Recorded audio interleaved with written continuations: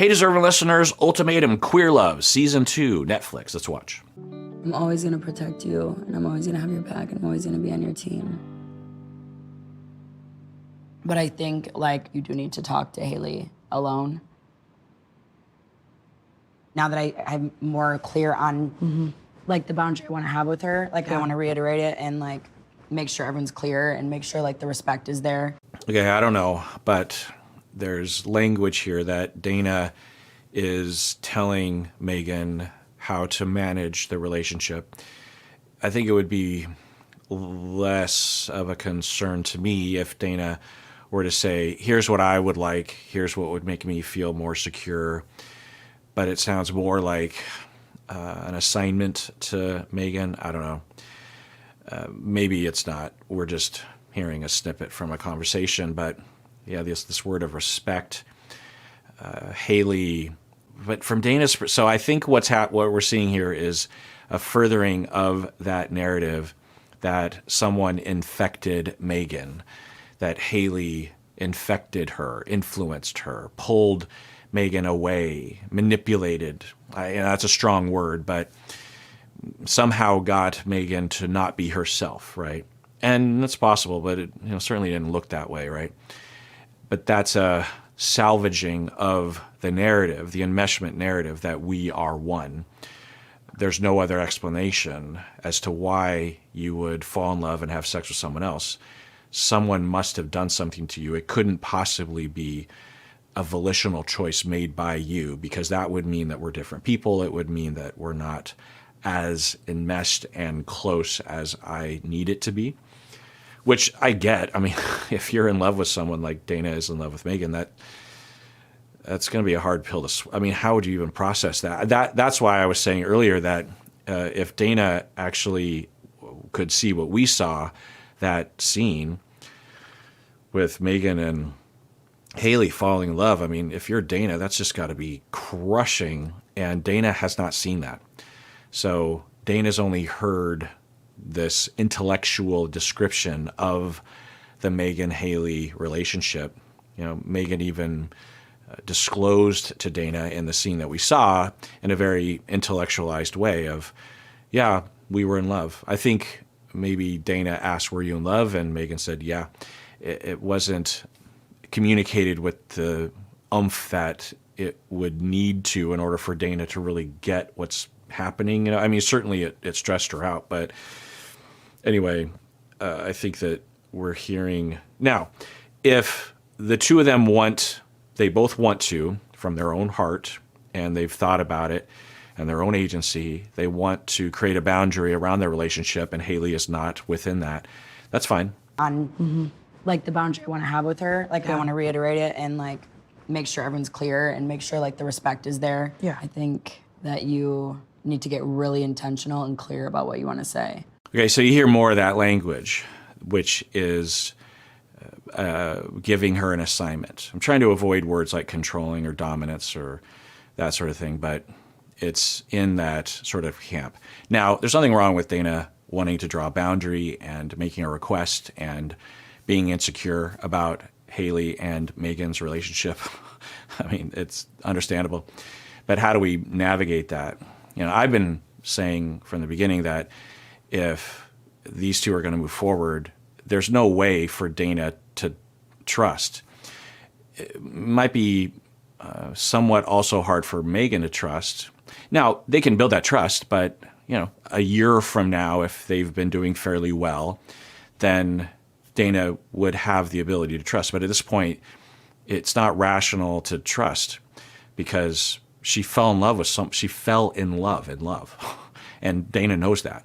So what does that mean exactly?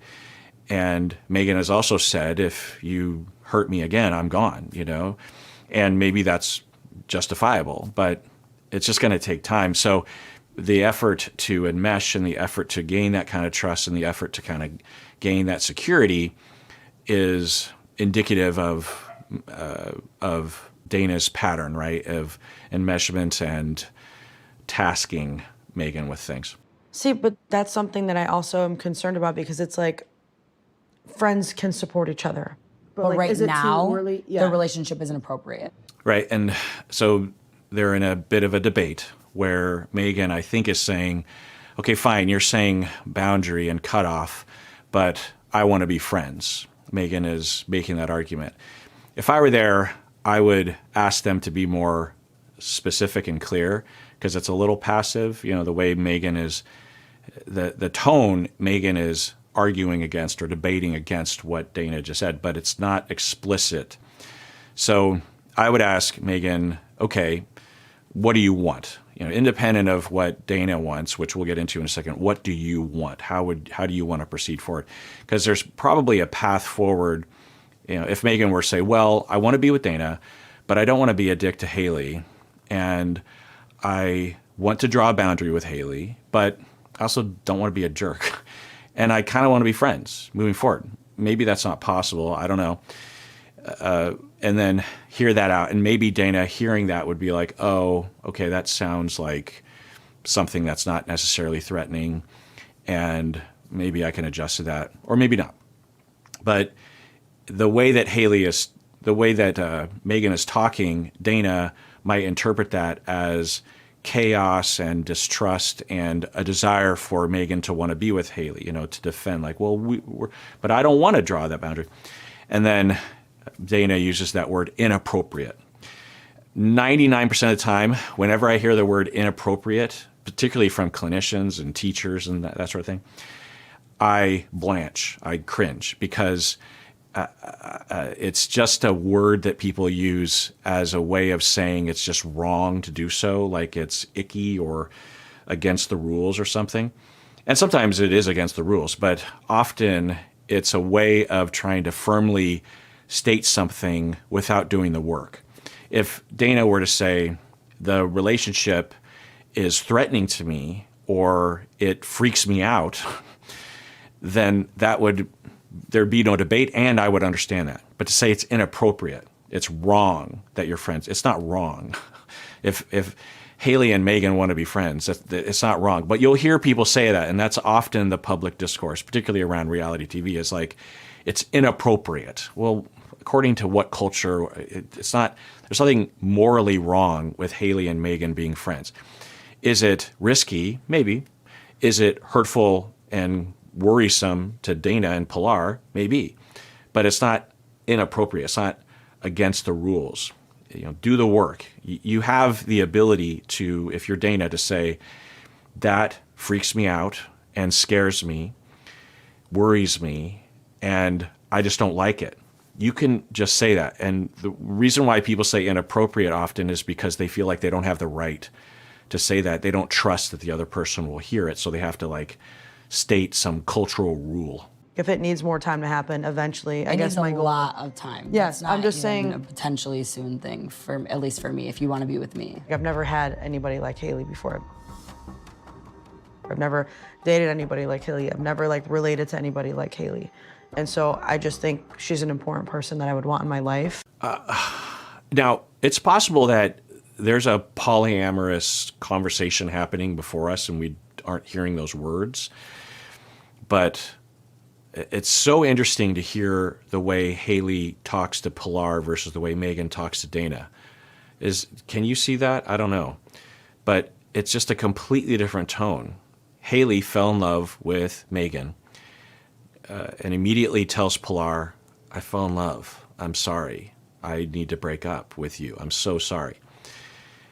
Let's now do the work to repair enough so that we can be friends. That's the work that Haley was doing. And it was consistent and it was tonally understandable. It's edited, so who knows, but I knew what was happening. With Megan, I don't know what's happening. And she's understandably confused, or confused is a funny word, just like there's just so much that you don't know, right?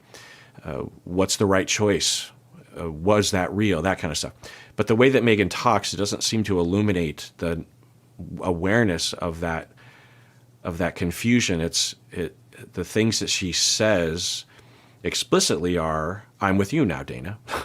But then she says these other things that seem to be that she's in love with Haley. And again, I don't know if we're hearing some sort of acceptance for Megan herself that she is polyamorously oriented. Maybe that she's had that in the past, or or the two. I don't know, but there's just something different about the way that, because if she wants to be with Dana, then there's just a different way to say what she's saying. The way that she's talking, it's the way someone talks as they're just like, okay, so I don't know, but there's a possibility that due to Megan's upbringing, she is coming from a place of, I don't know, what word do I put to it? I mean, underfunctioning is one word, chaos or lack of self-awareness. She has said that she doesn't assert herself. She's always been with people that pressure her. We saw her in the face of Dana. She didn't want to be on the show. Megan wanted off the show. And Dana, in that edited or short conversation, what I would describe as convinced or bulldozed Megan to be on the show. And without Megan saying, okay, you've convinced me, Megan just said, okay, as if I don't have a choice but to agree here. And so Megan has talked about that's her issue, and she's aware of that. So I'll say that. But along those lines, the way that she's behaving with Haley and with Dana seems to be from that place. It's one thing to think, often when we hear that, or I think when people hear that in the general society, you think, oh, if only the Megans of the world were to break free and get away from those bulldozing, dominant people, they'd be fine. But often that's not the case. The Megans of the world come to the table with an equal issue. It just looks different.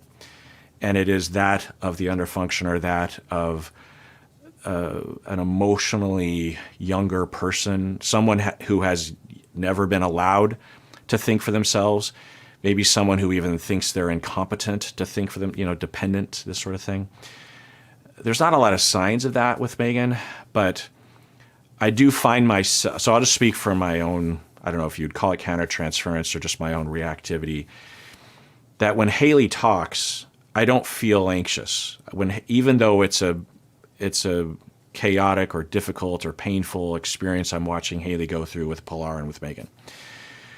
When Megan talks, I feel this fear of not knowing, where she's at. Now, it doesn't, I'm not going to be harmed, but because of the emotional field that we all engage in when we're interacting, when you watch a reality TV show, there's an emotional field that if you're paying attention, you'll get sucked into whether you like it or not. And so that's what's happening for me, particularly because I'm watching it so closely.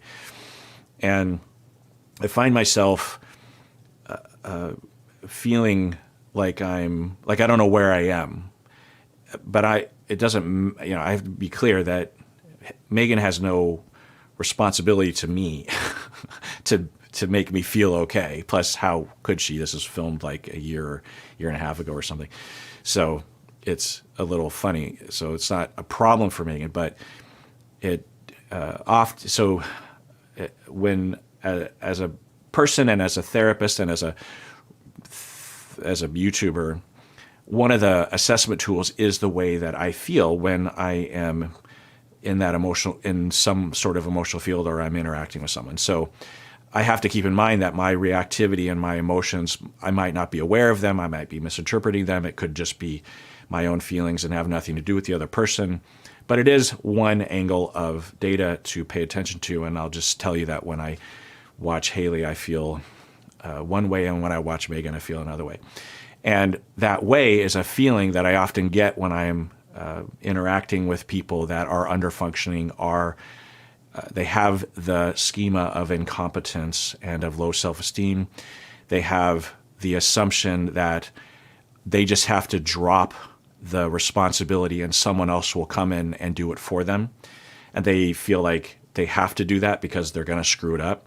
And so people that will say, I'm always doing what everyone wants me to do, there's a number of different scenarios in different personalities that will say that sort of thing, one of which is the overly dependent person who is overly dependent because they were made to feel incompetent. They were never allowed to make mistakes on their own, or they were harmed when they did make their own mistakes or assert their own anger or their own assertiveness, their own agency. I don't know. So I think that it's possible that that dynamic, Dana might be kind of dominant, but particularly dominant, and not like really dominant. We're not seeing that, but like exaggeratedly more dominant with Megan, because Megan presents this this way of behaving and thinking that just kind of sucks you in, of just like, what are you doing? You need to do this, you need to do that. That's inappropriate. Megan, stop it.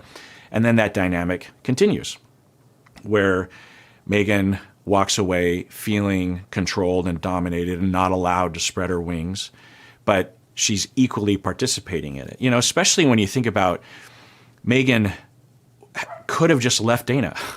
Everything was there, right? But as soon as she's back with her, it just falls right back in, you know? I wouldn't be surprised if Dana a month from now or a year from now will say, everyone's always telling me what to do. Well, but if we look at this, she had total freedom and power and agency to go back to Dana and say, I don't want to be with you because of various reasons. Breaking up with me all the time as a manipulative tool because you're always pressuring me to. It was handed to her on a platter, and Dana had been known to being with Mel, so there was a lot of license there, and yet she didn't. Now I'm only seeing snippets, so, and I guess there's a tone in my voice of frustration with Megan to some extent, which doesn't make any sense, but. I guess I should just say that there are some signs of something that is harder to pinpoint. It's easier to pinpoint the Danas who are more out there with their persuasiveness, shall we say, or particular preferences or control or dominance or something. It's a lot harder to detect the sort of profiles that I'm thinking of when I'm thinking of Megan. And their profile can be more entrenched, more long-term, more destructive in a lot of ways. I've never dated anybody like Haley. I've never related to anybody like Haley. And so I just think she's an important person that I would want in my life. If Megan wasn't in this general profile area, then she would word that differently and think of it differently. She would say something that was more accommodating to Dana, right? If she now maybe she doesn't really want to be with Dana or she's on the fence, but she has verbally said she wants to be with Dana. But we also know that Megan doesn't really know what she wants a lot of the time, right? So there's that. But she has verbally, she's an adult, she can choose, and she's chosen Dana. And so as she's recalling Haley, she would have worded that different. She would have said, yeah, because what's happening for her is she's still having feelings. She's still having love feelings for Haley, or at the very least, like affection for her. And Dana is pressuring Megan to draw a boundary, cut off. And Megan doesn't want to do that. And so she's making an argument to not do that. And in that process, she's saying, I had a connection with her. I've just never been with anyone like her. If you want to be with Dana, one, why would you be with Dana if that's true? Because it's like Megan is talking to a friend. That's not Dana. The way that Megan is talking, you would think, oh, so you're going to be with Haley? Because you're talking about Dana indirectly. You're saying that Haley is like no one I've ever been with. She's wonderful. She's not saying that explicitly, and I'm reading into a little bit, but it's a statement against Dana. And that position of dependence and incompetence, they're not incompetent. They just really falsely believe that they are incompetent. The analogy is that dependent people will have the kind of mindset of a child, not that they're childish, but that, for example, a 7-year-old doesn't typically, we don't really want them to worry too much about their parents' feelings. A little bit, within reason. But for example, let's say your 7-year-old has a sleepover and comes home and is so happy. It's like, oh my God, that other mom, she's so great. We played games and I just had the best time. I don't think I've ever had such a fun time. Okay, so if you're mom and hearing that, it might be a little hurtful. But we're the adult. The child is just wrapped up in the moment. And we can, if we do have some pain, we can talk with our therapist or our spouse or friends. We're not going to tell our kid, how dare you like that other mom? How dare you have fun at that other house? We're the adult, that's the child.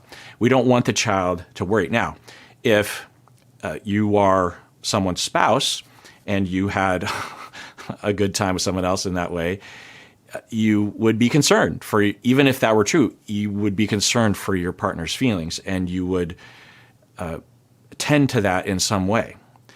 It wouldn't mean that you would lie necessarily, but you would accommodate, and so you would show effort that that this would affect the other person and their feelings. For dependent people, they're constantly kept at that level of not even. Sometimes the abusive cycle involves not letting the child even care for people in an age-appropriate way. Of you are the child, you are the child, you are the child. It's hard to explain. Listen to all my deep dive on dependent personality disorder and all that kind of stuff. But the point is that there's a vibe there. And I don't know if I'm detecting it right. How would I know? I'm watching a reality TV show on a computer screen that's edited and there's music and stuff. But if I saw this in my office or I heard about this, this would be an hypothesis that would be on my list. And it's something that often isn't talked about. It's kind of a tyranny of underfunctioning. It's a tyranny of assumed incompetence. People talk about weaponized incompetence, and that's a thing, but that's not what I'm talking about. That's different and overused in TikTok right now, but it's a thing. And we all do it to anyway, some people do it more so than others. But so that's not what I'm talking about. What I'm talking about is a schema of incompetence. I am incompetent. I can't do anything right, so I must rely on someone else, and I must suck them. I must choose someone that is dominant, and I must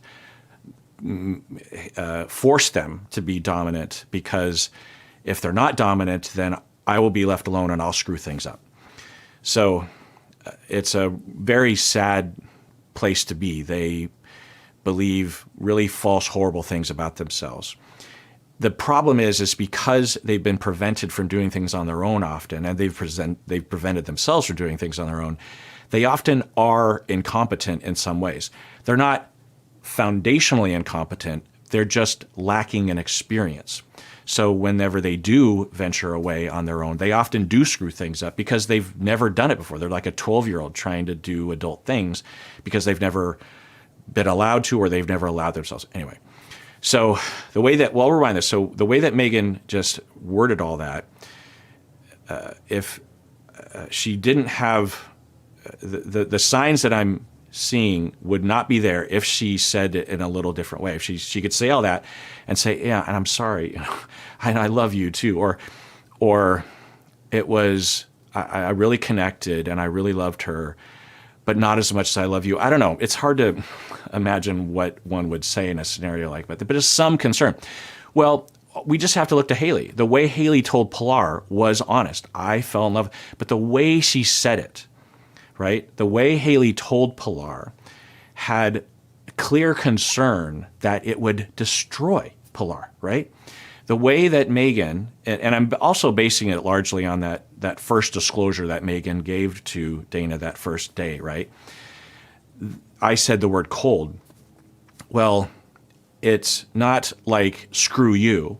It's more like, well, people aren't, so this is another important part of dependent personality, in that they actually don't think they're important enough to hurt other people, which can be very hurtful to other people. But they actually don't, in the same way that, when I was 7, I didn't, because I was raised relatively well, I didn't think that I could hurt my parents' feelings, really. They seemed like gods to me. And that's important. I could hurt my parents' feelings. I probably did hurt my parents' feelings, but they didn't. They had enough maturity and enough support in the adult system or something that they didn't fall apart when I hurt their feelings, or they didn't come after me if I said something. I'm being 7. I just came home from someone else's house and I was like, oh, that mom is the best. She has the best food and the best games.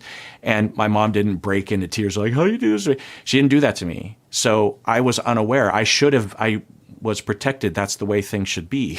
Within reason, it's case by case. But so for these people that are dependent, they just operate as if they can't hurt other people's feelings, especially in attachments.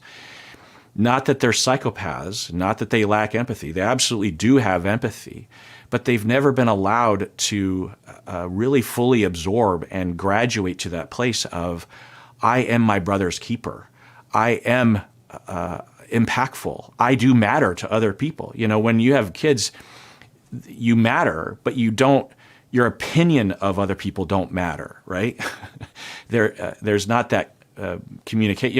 When a 7-year-old is a little cranky and like, you're the worst, parents don't take that to heart because the kid's having a meltdown. And parents don't go like, I'm not going to regard what you're saying, but the message is clear. The parents don't like flip out and reject the kid or fall apart. They just, okay, well, that hurts, but we'll keep.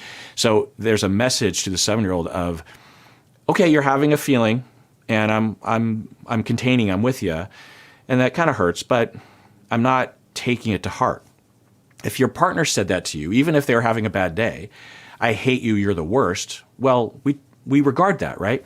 So when you have someone that's never been allowed, they've been kept down, often through abuse, but it also can be more subtle keeping down, then they just operate from that 7-year-old, 10-year-old, 5-year-old point of view of, I have feelings and I just don't have an impact on other people. People don't care about my opinion of them. They just operate independent of that. And so we might be seeing evidence of that. I can't know that, of course, but I always use this show as a jumping off point. I honestly, this couple is complex just like any other couple would be. These two people are complex just like any people would be. And I know enough to know that, and even in the course of time that we've observed the two of them, I have developed some hypotheses, and then later when like, oh, actually, there's data that contradicts that hypothesis. Like I was hypothesizing that Dana was actually firmly preoccupied, anxious, but then I started hearing and seeing other things like, oh, actually, no, she doesn't. So, if I fully evaluated them in person, I'm guessing I would go all sorts of different ways. So I just want to be clear about that. But this channel is a major mission of mine is to educate along these lines, and especially about stuff like this, because, online you hear about narcissism or psychopathy or sociopathy or something. You almost never hear about dependent personality disorder. And it's one of the major personality disorders that's out there. It's one of the major personality spectrum. It's one of the major schemas that's out there. And it's very destructive for everyone involved, particularly the person with the disorder. But it is almost never, I almost never hear people talking about it. Or if they do, they'll just say, grow up. I've never dated anybody like Haley. I've never related to anybody like Haley. And so I just think she's an important person that I would want in my life. Now, I want to be clear, rewatching that, it's not as stark as I was putting it. So I'm reminding, so it's always the benefit of rewatching some of these clips. She's not saying anything extremely strange. She's just saying that I like her and I don't want to just be a jerk face to her. But again, you'd think she would word it differently. She wouldn't say, I've never dated anyone like that before, right? Now, maybe Megan means something different than that, but that, if I were in Dana's shoes, that would freak me out. For someone to say, I want to stay connected to this person because I've never dated anyone like that before. I mean, she was amazing. I'm exaggerating, but. Yeah, I just don't know that the extent of your relationship is like allowing that, to be honest. Well, I think right now it's too early to tell. I mean, I just feel like she's shown though that like. But hold on, I think Okay, so I don't know, but it looks like Dana is continuing, which, you know, makes sense, to narrativize the scenario as Haley is the problem person and Megan is not. The way it looked was that Haley and Megan just fell in love, and that just happens sometimes. But I think Dana is perceiving Haley as nefarious somehow, right? And I think Dana is thinking about the receipts and all that kind of stuff, you know, which is interesting. And Megan is trying to get out ahead of that. Megan knows where Dana is going. He's like, well, hold on. intensity of the relationship requires more time to just kind of like come down from that. I don't want to pass judgment on anyone. People do the things they do, and I'm gonna address that at the cocktail party. Okay, so they're talking about a cocktail party. I do remember from the previous season that they did have some kind of party, right? It was like during the day. So it sounds like they're gearing up for that. And Haley, or Megan, is saying to Dana, I'm not gonna cut her off. I want, and that's a very healthy thing to say and to assert, right? She's not allowing the pressure to overpower her. Megan's saying there has to be a ramp down, like, you know, given the intensity, which is a great, healthy thing to say. So what do you plan to tell her then? Just the pettiness. Come on, dude, I saw you in the gym. You purposely avoided me, and then you liked my picture. I don't understand. Did they learn nothing from the pool thing? You avoided me at the gym. So we're hearing from Haley. It's so middle school. So we hear from Haley that Megan was ignoring her at the club, and now we're hearing from Megan that Haley was ignoring her at the gym. Which happened first? I don't know. It doesn't really matter. But and then this you purposely, and then you liked my picture on Instagram or something.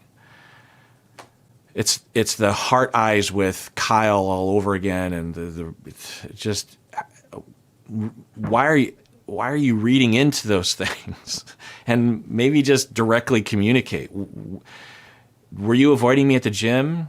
I mean, Dana just got done telling Megan, and Megan presumably believed her, that the reason why Dana wasn't being polite at the pool was because Dana wanted to give Megan her space. Plus, does no one understand the awkwardness of the scenario? Like, Pilar might have been there at the gym. You know, it's just going back to the pool. Dana is with Mel. It's actually healthy, depending on the situation, for Dana in that situation to ignore. It's just like, let's all just ignore, or just don't be at the same place together. Anyway, because of the format of the show, right? I don't know. This sort of reading into things that they all do, right? Pilar was seeing stuff that Haley, but you know that Pilar was reading it right when Pilar was looking at Haley's posts. I don't think Pilar was seeing it right either, but she was just happened to be right. And Haley was thinking that Pilar and Kyle were falling in love with each other, and which was not the case. Anyway. Why the back and forth when She's playing games, bro. So don't even start with me. You're acting like I'm being crazy or something. Because sometimes you do, because Dana. You would have made me call Mel, tell her to get off my Instagram, blocked her. You know damn well that you would have lost your mind. Yeah. Yeah. Again, there's nothing wrong with wanting boundaries. There's nothing wrong with saying, I don't like it that you're friends with that person on Instagram. I don't want you interacting with them, or it freaks me out. But this kind of, I don't know what to call it. The kind of, it just seems middle school. Like if you're Dana, you went through it yourself. Dana connected with Mel. Didn't fall in love, but it's the memory is slipping every minute that I watch this show post a certain episode. But I have to remind myself that we saw a lot of footage of Mel and Dana seriously connecting, at least as like really, really intimate friends, you know. depending on each other, and I never want to, hugging and cuddling. I never want to leave here. That's what Dana was. I never want to leave this apartment. I want to stay with you forever. And that happened. So if you're Mel, you seems like you would appreciate, well, there's a little bit of some wiggle room here, and I'm the one that asked to come on the show. I pressured her to be on the show. So for Megan to also have a connection with someone, I know what that feels like, and I'm going to not consider that a threat or a game or some kind of nefarious action. It's just like, well, they connected. And Megan is asking to have closure.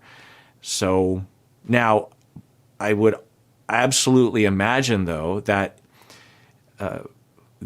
it would actually be a massive threat, because I think if Megan were to hang out with Haley for any amount of time and be given space to actually reconnect, that I imagine that Megan would be reminded of how much she loved Haley, and then Dana would be gone, or chaos or something. You know what I mean? So Dana's right to be threatened, but someone's love for you shouldn't be that influenceable, shouldn't be that tenuous. Anyway, I guess that's Ultimatum. That's the show. I'm handling this so well, and do not act like what she did is not crazy. You still have doubts or confusion around Haley. In terms of like future possibility with her? Yeah. No, I think I've gotten a lot of clarity. Okay. So this is the first part of the conversation I'll give a thumbs up about. Dana is, in a differentiated way, asking a very, very tough question, but it is the question. All that other stuff was just middle school dancing around it. And Dana is mature enough to know, well, this is the question. I think what I'm hearing is you still have feelings, because that is a very rational conclusion based on not only what Haley has said previous, but also what she said here today. And Dana's not being accusatory. She's not answering the question. She's asking, basically. And Megan is clarifying, saying, no, I did have feelings, but I've gotten a lot of clarity. I now want to be with you. So they're both being direct, mature, differentiated, clear, non-confusing, non-chaotic. You're a very sure person when you're sure of something, and you don't really sound like yourself when you answer that question. Okay. If I were there, I would stop Dana, if I had rapport to do so, and say, you're making a conclusion based on what you think to be true, instead of starting from the foundation, which is likely that Dana doesn't feel sure of what Megan is saying, and wonders if Megan is not telling the full truth, or that Megan doesn't even know the full truth, which would be totally rational. Just a week earlier, Megan was completely in love with Haley. So, and that could be real. It looked real. So how could Dana know? And there's nothing, even if Megan was very sure, there's no way that Dana could rationally know the future of what's going to happen, particularly once the show's format shifts a little bit and Megan and Haley actually see who knows. So, or Megan, Megan was basically saying, I don't like Dana. I don't want to be with her. Halfway through the process of the trial marriages, Megan basically broke up with Dana anyway, over the phone, remember? Of course, Dana is insecure, and there's just no way around it. But there's nothing wrong with Dana asking for reassurance. But the way that Megan is talking is that kind of enmeshment mode of, I know your mind, and I'm going to define that for you. Let's rewind that. No, I think I've gotten a lot of clarity. You're a very sure person when you're sure of something, and you don't really sound like yourself when you answer that question. You don't sound like yourself. It's that linguistic choice of, you are not you. The you is the you that I want you to be, which isn't horrible, right? That you want your partner to love you and be in that space, but that linguistic choice, instead of saying you sound like you're on the fence, it's you're not yourself. I don't know if this is what's happening, but I say this for y'all to detect it for yourself. If you hear this language, that's the linguistic message of you are you when you and I are enmeshed and together and we're in sync and we're in love and you're with me. That's the you. If you're not doing that, that's not you. That's not you. I don't want you to be that. I can't have you being that way. I don't want you to be that way. I don't see you that way. Don't be that way. So that's different than I'm worried or I'm scared or I'm hurt that you're on the fence about. It sounds kind of like you're on the fence. Or I'm wondering if you're on the fence. That's a totally different, that's a non-enmeshed statement. So that like is a little bit concerning for me. It's not a little bit, it's a lot concerning for me. I don't like that you can tell me one day you want to marry me and then I ask you that and you act like that. Yeah. Yeah. Dana's insecurity about Megan's love is totally rational. There's a lot of concern. And Dana doesn't even know the half of it. She doesn't know what we know, what we saw. Dana has no idea. And if Dana did see it, she would have more concern. That doesn't mean it's irrational or stupid or something to continue with Megan, but there's so much uncertainty about how Megan actually feels. All right, well, that does it for that episode. Tune in next time when I continue watching, and everyone out there, please take care of yourself because you deserve it. You really, really do.